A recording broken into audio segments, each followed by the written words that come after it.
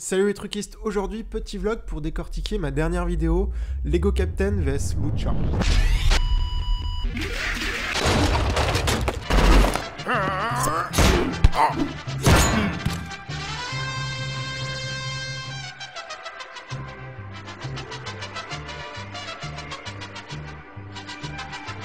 Je suis un grand fan de Lego depuis mon plus jeune âge. J'ai même commencé à m'intéresser à la vidéo en réalisant des petits brick films dans mon coin. Aujourd'hui encore, je collectionne les Lego et je continue même parfois à faire un peu de stop motion. C'était donc qu'une question de temps avant que je ne m'attaque à l'animation de Lego en 3D. J'ai commencé mon périple sur internet afin de trouver des modèles de pièces Lego, car modéliser autant de pièces différentes prendrait beaucoup trop de temps. J'ai d'abord essayé Leocad, qui est un petit logiciel de construction gratuit et vraiment très complet en termes de pièces. L'avantage de Leocad, c'est qu'une fois sa création terminée, on peut ensuite l'exporter au format OBJ, afin de l'importer dans le logiciel 3D de notre choix. Et le problème, c'est qu'on voit très vite les limites, car les pièces Lego ne sont pas de très bonne qualité, et il manque certains détails tels que le logo Lego estampillé un peu partout.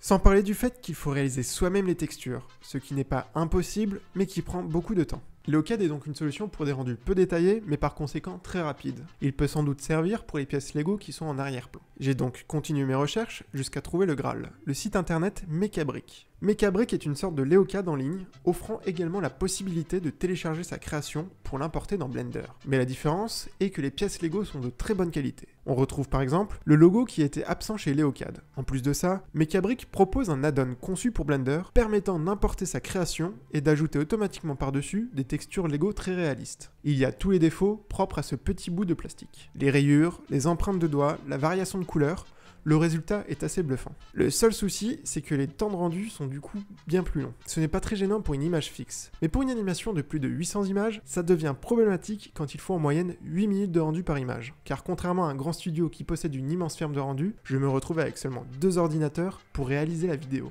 Du coup, par manque de temps, j'ai dû pas mal réduire la qualité de mes rendus, rendant le tout moins convaincant. Voici par exemple ce que ça donne si on prend le temps d'exporter une image en très bonne qualité. Et c'est quand même bien dommage de passer à côté de ça. Pour ce qui est de l'animation dans Blender, c'était relativement simple car les mouvements sont très mécaniques. Je me suis également beaucoup amusé avec le moteur physique Rigid Body afin d'exploser les murs. Et c'est fou à quel point c'est satisfaisant de détruire des trucs dans Blender. Une fois le rendu terminé, j'ai retravaillé l'image dans After Effects. J'ai ajouté l'effet Posterize Time qui permet de sauter des images pour rendre l'animation moins fluide et donc s'approcher du style stop motion. Bien sûr, cet effet peut être utilisé sur n'importe quelle de vos vidéos.